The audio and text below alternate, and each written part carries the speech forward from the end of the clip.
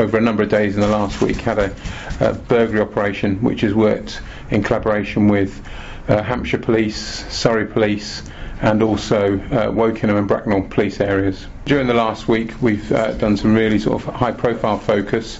In the mornings we've been executing warrants under the Theft Act on known targets, and in one case we recovered around £20,000 worth of property from a recent dwelling burglary. We've obviously been doing a lot of work around offender management, i.e. engaging with those burglars that are known to us, either through intelligence or the fact that they've been convicted. Yeah, we've just executed a search warrant under the Misuse of Theft Act.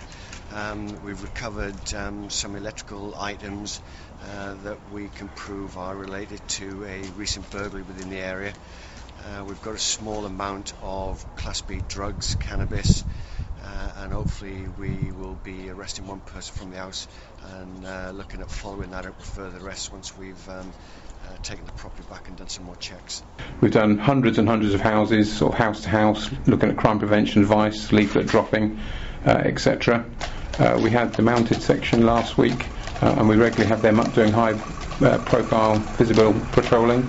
And we've also used a proactive operation.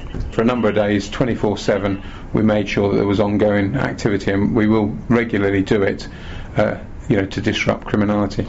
We use a number of specialist departments. Like I say, we've got the mounted section doing visibility patrols. We have our roads policing department supporting a number of operations that we do around burglary.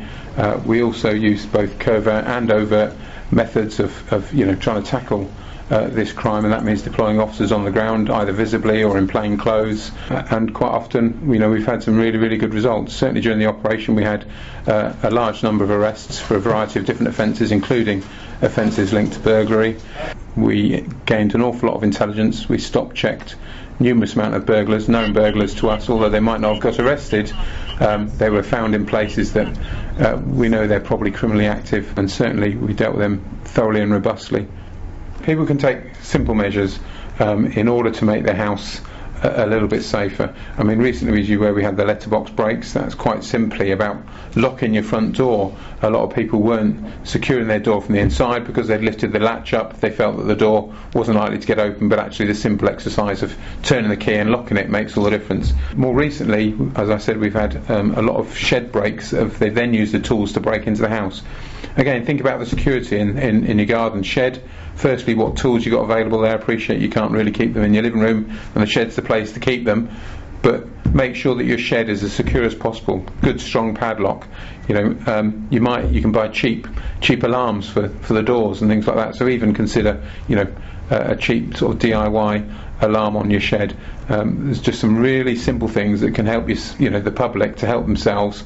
I'd rather that was done than us having to go and attend the house where someone's become the victim of crime and us having to give them the advice when it's all too late.